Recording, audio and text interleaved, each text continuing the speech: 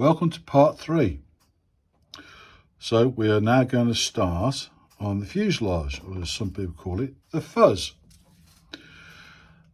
Now I had to apologise for halfway through of part 2 because my hands were in the way and I couldn't re-film it because, well, I'd already done it. So having learned my lesson, I'm going back to overhead again. So it'll tell you to start with the grey areas, which I've now covered up with the wood, obviously. And this will involve the front lower keel, the front top keel, the rear top keel, and you'll have to make this part yourself from 3/16 by 1/16, which will be on here, part of this. Okay, and you'll have to shape that back end. Remember, when you're doing this, although it's not totally obvious, when you're cutting at the front here, you must go further than F3 because F3 does actually sit on that middle keel. Okay, now the best way of doing this is very briefly, because I'm trying to make these videos as short as possible, is to have these blocks. If you've got these blocks, they're going to be a great help to you, and I'll show you how. So if you put the block on the drawing, okay, on the line where your next form is going to go, which in this case is F6. Now, before you do anything with F6, do a trial fit and make sure it does actually fit, okay? And you want this top edge to meet that top edge there. Doesn't matter so much down here, but at the top that's important. Now, using my Sino and my little tube here, I'm going to put a little dab of glue on there, okay? And I'm going to put that in place. And before it sets, I'm going to put that block in place. Okay? Like that. So it's perfectly vertical. And that's what you're trying to get. Perfectly vertical. You want to make, and if you want to make absolutely sure it's perfectly vertical, get a second block. And offer that up like that. And then check it, yeah, that's right. And then just let it go off, let it dry. And then just carry on to the back end, which I'm going to do. So I'm going to edit it here, okay? And I'll just carry on till I get to the end. And then what we'll do, we'll flip that over and rest this on top of these here, and then do exactly the same, okay? Then we have the start of the fuselage. You must remember to try and use this drawing as well in conjunction with the side view, the top view here, okay, because you do have these keels that run across here a third of the way in, and that just allows the propellant or engine to be around about here, okay, so that'll be open like a bit like a bomb bay, if you like. And I've already got ideas for the nose block, which I'll come into later. So that's what you got to do for now. I'll just let that go off. So here we are. This is what the fuselage looks like at this stage. You can see that all the formers are on. Take particular care with the last two. They're rather delicate. So what we've got to do now is turn these over. Okay. In fact, what I'm going to do, put it that way around, okay, and then on 2 blocks, have another block, line that up, glue in the next former and the next former, and then just carry on in that same vein until the other side is finished. And that's really as simple as that. Well, I've jumped ahead quite a lot, and there are reasons for doing that. I just wanted to show you how the wing meets the fuselage, or if you like, the fuzz. Now these blocks are exactly 1 inch thick, so the dihedral is 1 inch on the wingtip, which is the position I have it in now, and that seems to fit pretty well. But that wasn't always the case, and let's see if I can explain. You see, you have to put this wing seat in, and as with building the V1, it's not explicit about where this is positioned and how it should be positioned in relation to the wing. So I decided this has took me about 3-4 days to really get into where that should be. Now, I'll explain why, if I can. You see, if you take this wing seat and lay it, in fact, why don't I take this plastic off, you'll be able to see it better. If I lay it on the board, okay, over the top of that wing, you will see, hopefully, immediately, that does not fit. And to emphasize that, I'm going to take the R1 pattern. This is an exact fit, okay? And I lay that wing root R1 there.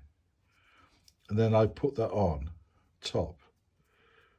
You can see there's a gap, about 3, maybe 4 mil gap.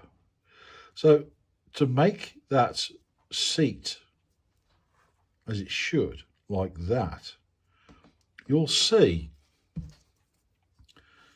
let me just get that right now, there you go, between the back end of that wing seat and that former is 8mm. I know because I measured it.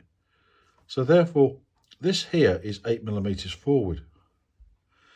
So I thought, this obviously not quite right there. So is it me? So what I did was I got hold of R2, because in reality, so I can't pick it up.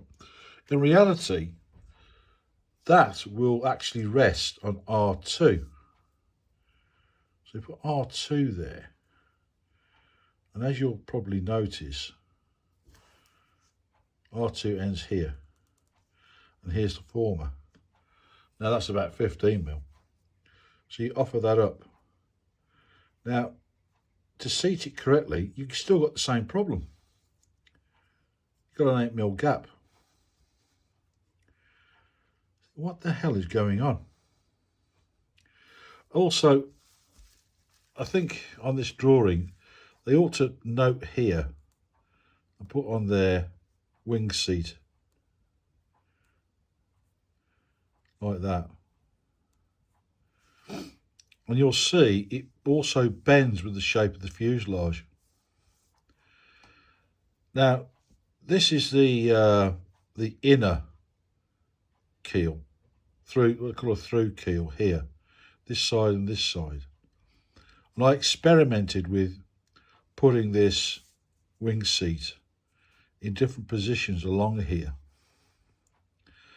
I kept thinking, this isn't right, this just isn't right. It's got to go on the outside.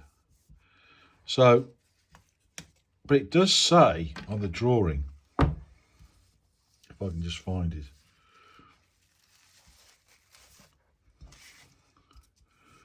it does say to glue in through keel notches, which you have to put in here. There are notches already in that keel, but they're in the wrong position, so I've had to drill a 3.5mm hole in there to make that notch fit, but you don't really need that notch. So it's telling you to put notches in, but it doesn't say where or why. So after a lot of jiggery pokering, I've now put this wing seat on the outside edge, okay, so that when that wing meets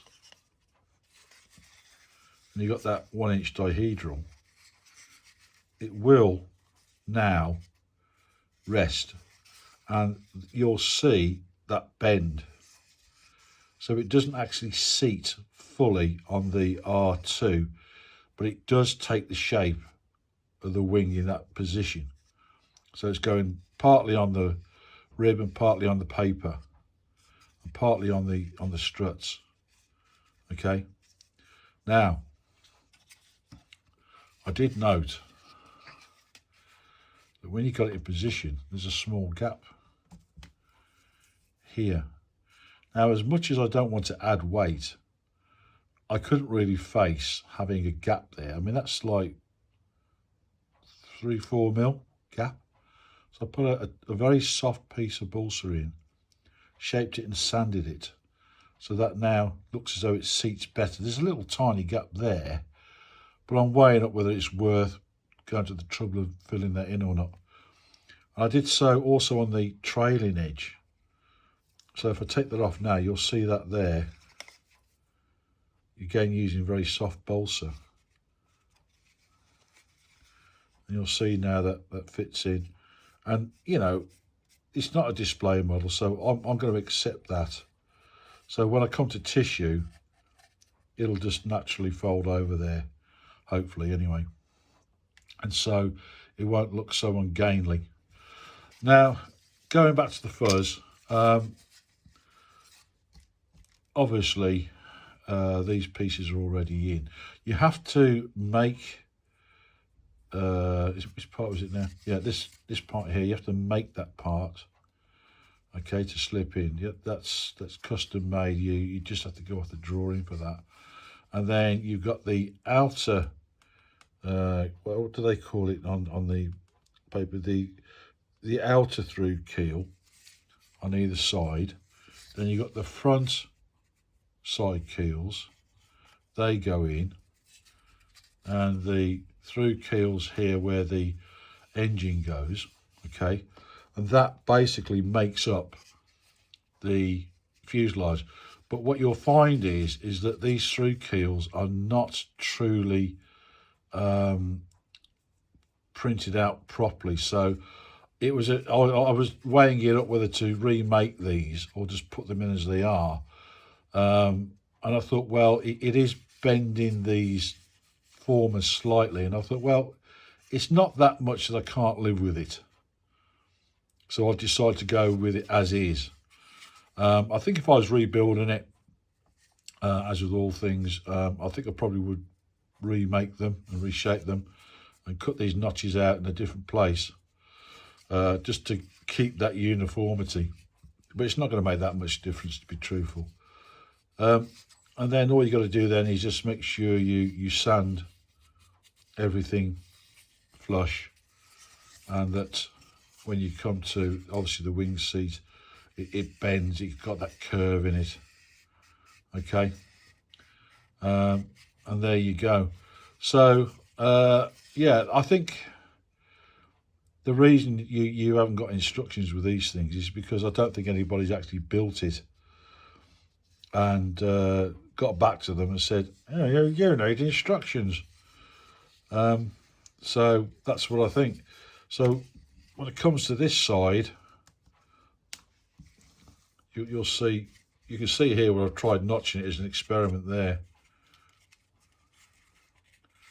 Okay, I was toying with that, but I think in reflection it needs to be more custom.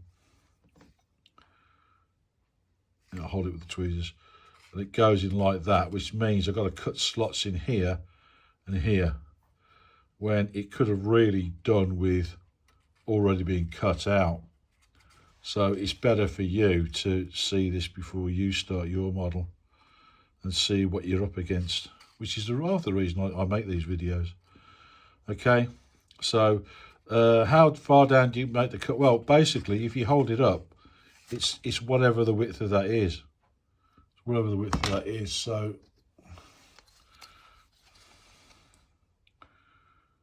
4 mil. You got to cut a 4 mil slot. Okay. So that will then go on the side, the outer side. Okay. And then obviously you got to check it with the opposite wing. So, you know, yeah. Best to watch this video, I think, before you actually even start the build, I think. And you'll see that I've taken on board all the mistakes. So there we are with that. I'll edit it there, and I'll put this on, and then maybe this will probably be the end of, was it part 3?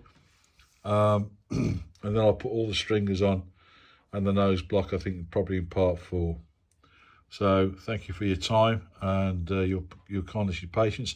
Please do me a favour, just like everybody else says, it is important.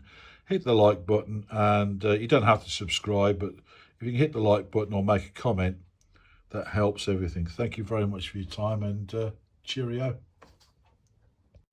It's time to say goodbye.